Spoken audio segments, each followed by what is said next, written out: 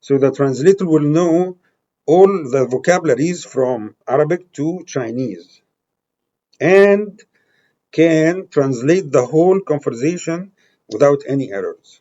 So we will have a lifetime and a life cycle.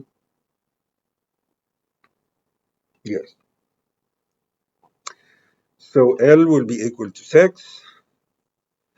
We're going to see it, of course, in a figure. But yeah. So again, the levels will be multiplied, user level, satisfaction level, and then the sigma. See here?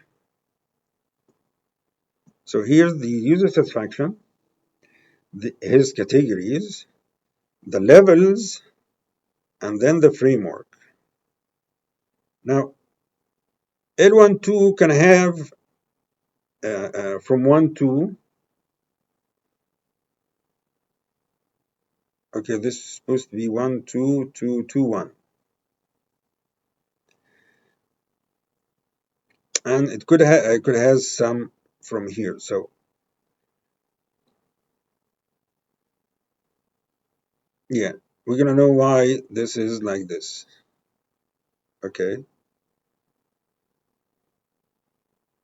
Okay, let me go at the end. I'm gonna come back to this again.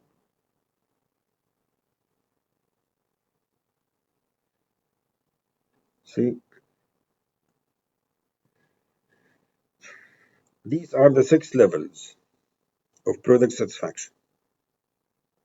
And this is are the departments of the business. Now we are talking about marketing, not even e-marketing, which is a division inside marketing. Okay. So if I have these departments and the cross-functional processes, which is a lifetime, and then I will get the customer feedback / response on them. At the end, I will get the customer satisfaction. Okay. But then all these departments here are independent and ambiguous. But the PCF is really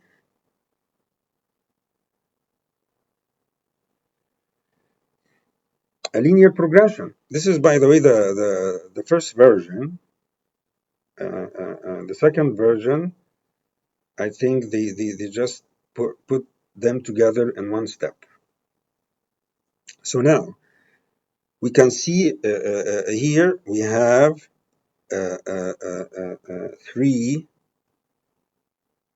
six levels. The 6 levels you can see here: first, second, third, fourth, fifth, sixth. Okay, but then the strategic can have, let's say, features. So I'm going to have features of understanding, developing, designing, mark. So I could have, but I didn't want to do that in my first paper. Okay, so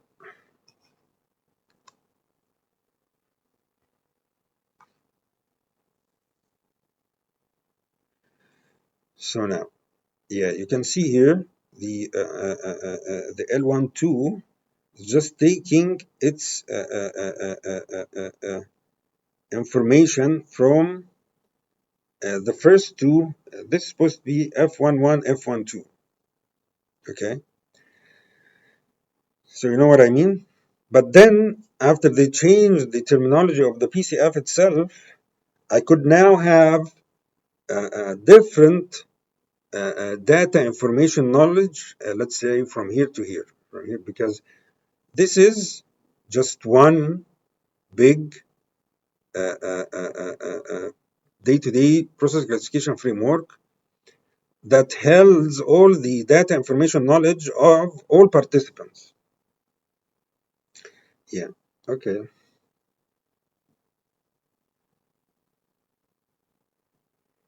So yeah, again, the framework. Whoa.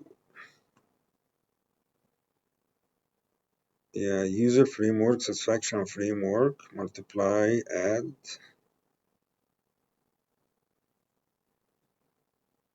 Yeah, user satisfaction, strategic alignment, and integrity development. Now we're going to look at the KPI, PI in a bit different way. Yes, very interesting. Now, see, this is the strategic and operational, and here lies the PCF. Here lies the linear progression PCF. But the this is the cross disciplinary, the 13 which we have seen. But each step has interdisciplinary linear progression. Could have different levels, you know. So linear progression, this is a linear progression. It has its own subcategories. Now this is a linear progression, but this is cross-reference. This is interdisciplinary linear progression. And it will have its own subcategories up to, I think today they have like 5,000 processes or 4,000 processes, I think. But the interesting part, user satisfaction to business satisfaction, business process satisfaction, business product process satisfaction, and from the business satisfaction to the user satisfaction. Okay. So now, first, user satisfaction planning. I want to be more accurate. So from the user satisfaction to the business satisfaction, from the business satisfaction to the user satisfaction. In the next slide, we are talking from the user satisfaction, understanding user satisfaction. Okay, and the next was what? So understanding or user satisfaction planning, user satisfaction results. Okay, so user satisfaction planning, user satisfaction results. Business satisfaction and results. Okay. Yeah, planning and results or understanding and determining. Took a lot of time to choose the right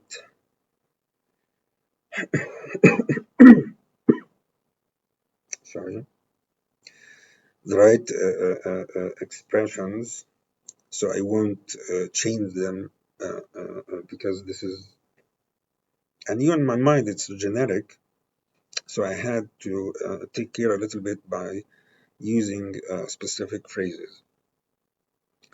User satisfaction planning, understanding user satisfaction measures, user satisfaction result, determining user satisfaction measures framework.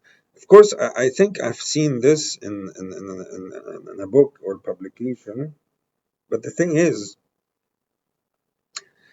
it doesn't talk about key performance indicators. You might see something that is really compatible with what you want, but it doesn't have the same semantics. So it have the same syntax, but doesn't have the same semantics. It's basically like a gasoline car and an EV. They are totally different, but from the perspective of the user satisfaction, they are the same. It's a car. I don't care if it's a nuclear car. I want a cheap car, dependable, and yeah, you go make it. And I will give my performance evaluation of it. But that's that. So yes. So user satisfaction planning. So from the satisfaction, I expand to the components. I expand to the organization blueprint, to the milestone or the cross-disciplinary linear progression of the business process classification, business product process classification framework. But how can I go from here to there without a mathematical function? This mathematical function will be on the basis of quantitative, but on the intention or aspect of qualitative, syntax and semantics. So I will expand the satisfaction of the user to its components and targets. Components, which is the category number 1, category number 2, targets. What are these categories representing? Is it valuable or value for the money?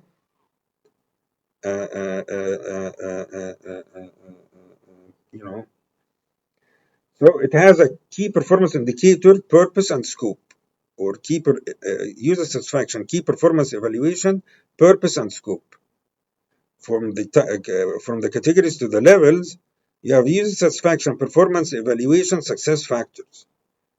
From the process organization blueprint to a milestone plan and activities, you're going to use key result area indicators to deliver user satisfaction.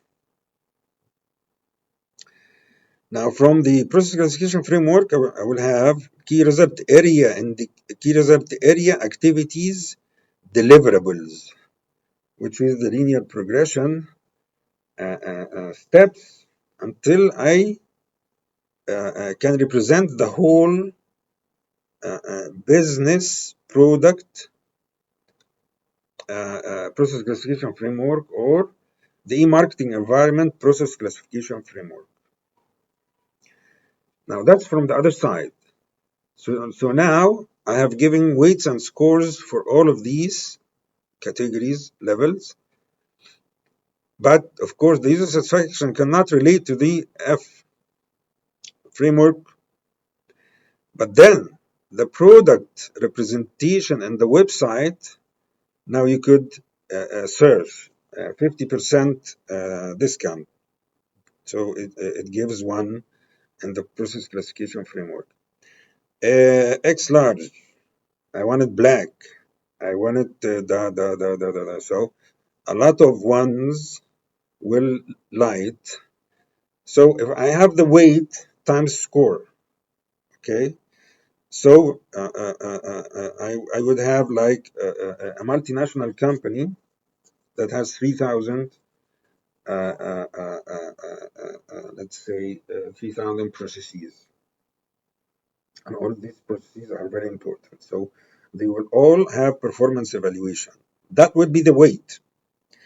But when the user comes in, he will give a score. So if he doesn't come in, the weight times 0 will be nothing. But then if the score comes, you can multiply them together and have a new performance evaluation for this specific variable or requirement that I could relate to the business. Let's say a telephone number, a PO box. So now I only need the visa to ship. If I have the visa, then the shipping is done. I could try to see if the product he might need a 5% discount more. I can give it to him through discounting my internal pricing for the shipping and so on. So mitigating between the user satisfaction and the business satisfaction, the product satisfaction, depending on the